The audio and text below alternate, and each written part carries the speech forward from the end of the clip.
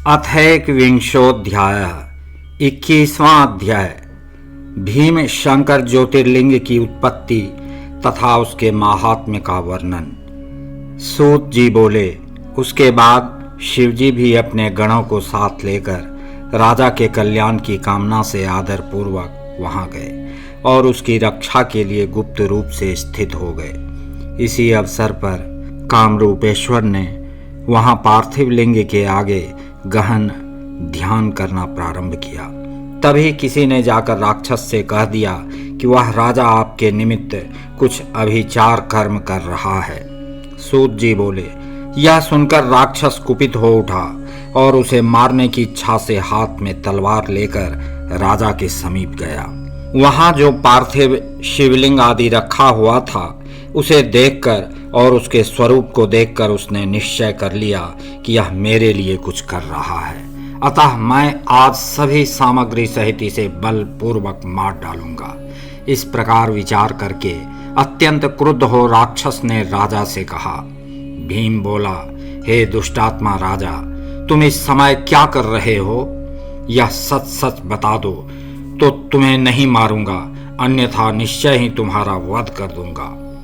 सूत जी बोले, उसका यह वचन सुनकर शिव में विश्वास परायण वह कामरूपेश्वर शीघ्र ही अपने मन में यह विचार करने लगा, जो होनहार है वह होकर रहेगा, उसको टालने वाला कोई नहीं है।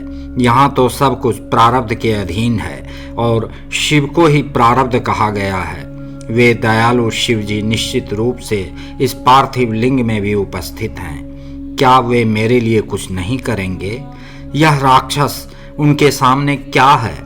वे अपनी की हुई प्रतिज्ञा पूर्ण करेंगे, क्योंकि भगवान शिव वेद में सत्य प्रतिज्ञ कहे गए हैं। वे स्वयं कहते हैं, जब कोई अत्यंत निर्दयी व्यक्ति मेरे भक्त को पीड़ित करता है तो मैं उसकी रक्षा के लिए उस दुष्ट का वध कर देता हूँ, इसमें संशय नहीं है। इस प्रकार धैर्य धारण कर भगवान शिव का ध्यान करते हुए वह राजा अपने मन में उत्तम भक्ति पूर्वक प्रार्थना करने लगा। हे महाराज, मैं आपका हूँ, जैसी आपकी इच्छा हो वैसा कीजिए। मैं यह सत्य कहता हूँ कि आप मेरा कल्याण कीजिए। इस प्रकार मन में ध्यान करके सत्य पाश में बंधे हुए उस राजा ने राक्षस का तिरस्कार करते हुए सत्य वचन कहा। राजा बोला, हे राक्षस, मैं अपने भक्तों की रक्षा करने वाले समस्त चराचर के स्वामी तथा निर्विकार भगवान शिव का भजन कर रहा हूँ। सूत जी बोले, उस काम रूपेश्वर का यह वचन सुनकर क्रोध से कांपते हुए शरीर वाले उस भीम ने यह वचन कहा। भीम बोला, मैं तुम्हारे शंकर को जानता हूँ, वह मेरा क्या कर लेगा, जिसे मेरे पिता के भाई रावण ने दास की भांति स्थापित किया था। तुम उसी के बल का सहारा लेकर मुझे जीतना चाहते हो, तो अब तुम सब कुछ जीत चुके, इसमें संदेह नहीं करना चाहिए। जब तक तुम्हारा पालन करने वाला वह शिव मेरे सामने आकर दिखाई नहीं पड़ता, तब तक तुम उसे स्वामी मानकर उसकी सेवा करते रहो, अन्यथा कभी नहीं कर सकोगे। हे राजन, उसे मेरे द्वारा देख लेने से सब कुछ भली भांति स्पष्ट हो जाएगा, अतः तुम शिवजी के इस रूप को दूर कर दो, अन्यथा तुम्हें आज अवश्य ही भय होगा, इसमें संशय नहीं है। भयंकर पराक्रम वाला मैं तुम्हारे स्वामी को तीक्ष्ण चपेटा मारूंगा। सूत जी बोले, उसका यह वचन सुनकर शिव के प्रति आस्था वाले राजा कामरूपेश्वर ने भीम से शीघ्र ही यह दृढ़ वचन कहा। राजा बोला, हे राक्षस, मैं नीच एवं दुष्ट जो भी हूँ, किंतु शिवजी का त्याग नहीं करूँगा और मेरे स्वामी भी सर्वश्रेष्ठ हैं, वे मेरा त्याग कभी नहीं करेंगे। सूत जी बोले, इस प्रकार उस शिव भक्त राजा की बात सुनकर उस भीम राक्षस ने हंसकर शीघ्र ही उस राजा से कहा। भीम बोला, मत्त होकर वह नित्य भीख मांगता रहता है, उसे तो अपने स्वरूप का भी ज्ञान नहीं है। भक्तों की रक्षा करने में योगियों की क्या निष्ठा होगी? ऐसा विचार कर तुम सब प्रकार से उससे दूर रहो, मैं और तुम्हारा वह स्वामी परस्पर युद्ध करेंगे। सूत जी बोले, उसके बाद इस प्रकार कहे जाने पर शिव भक्त तथा दृढ़ व्रत वाले उस श्रेष्ठ राजा ने निडर होकर सदा जगत को दुख देने वाले भीम से कहा। राजा बोला, हे दुष्टात्मा राक्षस, सुनो, मैं ऐसा कभी नहीं कर सकता। तुम जो यह विकर्म करते हो उसमें तुम समर्थ कहाँ से हुए हो? सूत जी बोले, उसके इस प्रकार कहने पर सेना लेकर आए हुए भीम ने उस राजा को धमका करके अपने भयंकर कृपाण से पार्थिव लिंग पर प्रहार किया और राक्षसों के साथ उस महाबली भीम ने हंसकर कहा, अब तुम भक्तों को सुख देने वाला अपने स्वामी का बल देखो। हे द्विजो, जब तक कि उस तलवार ने पार्थिव का स्पर्श भी नहीं किया तब तक उस पार्थिव लिंग से शिवजी स्वयं प्रकट हो गए। शिवजी बोले, हे भीम, देखो, मैं ईश्वर हूँ, मैं राजा की रक्षा के लिए प्रकट हुआ हूँ। मेरा पहले से ही यह व्रत है कि मैं सदा भक्तों की रक्षा करता हूँ। अतः अब तुम भक्तों को सुख देने वाले मेरे बल को शीघ्र देखो। ऐसा कहकर शिवजी ने अपने पिनाक धनुष से उसकी तलवार के 2 टुकड़े कर दिए। तब उस राक्षस ने पुनः अपना त्रिशूल फेंका। शिवजी ने उस दुष्ट के उस त्रिशूल के भी सैकड़ों टुकड़े कर दिए। हे द्विजो, तब उस दुष्ट ने शिवजी के ऊपर अपनी शक्ति से प्रहार किया। शिवजी ने शीघ्रता से अपने बाणों से उसके भी लाखों टुकड़े कर दिए। तत्पश्चात उसने शिवजी के ऊपर पट्टिश से प्रहार किया। तब शिवजी ने त्रिशूल से पट्टिश को तिल के समान खंड खंड कर दिया।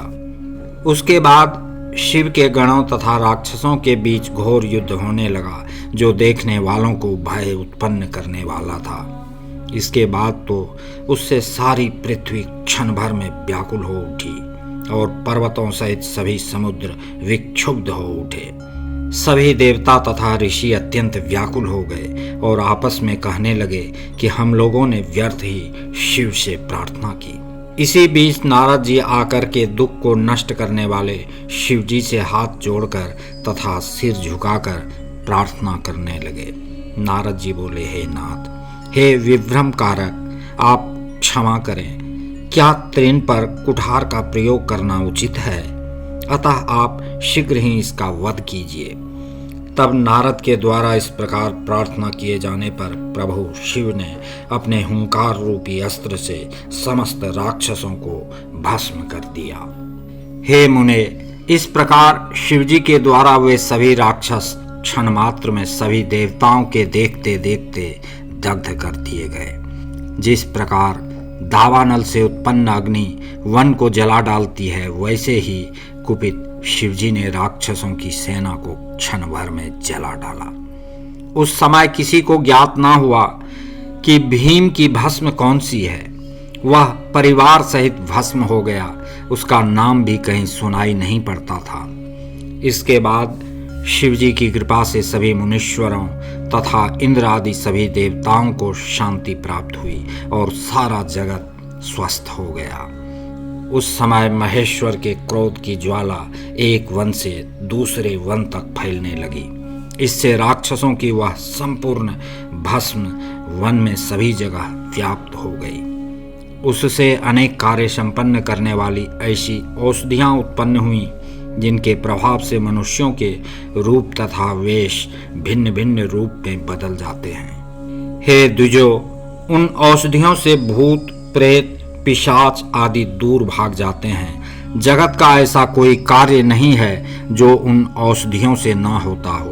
उसके बाद उन देवताओं एवं ऋषियों ने शिवजी से विशेष रूप से प्रार्थना की, संसार को सुख देने के लिए आप स्वामी को अब यहीं निवास करना चाहिए। निर्बल तथा पराक्रमहीन लोगों को दुख देने वाला यह बड़ा कुत्सित देश है। आपके दर्शन से उन लोगों का कल्याण होगा।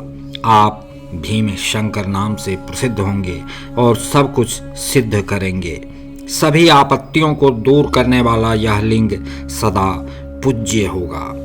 सूत जी बोले, इस प्रकार प्रार्थना किए जाने पर लोक का हित करने वाले स्वतंत्र तथा भक्त वत्सल शिवजी प्रेम पूर्वक वहीं पर स्थित हो गए।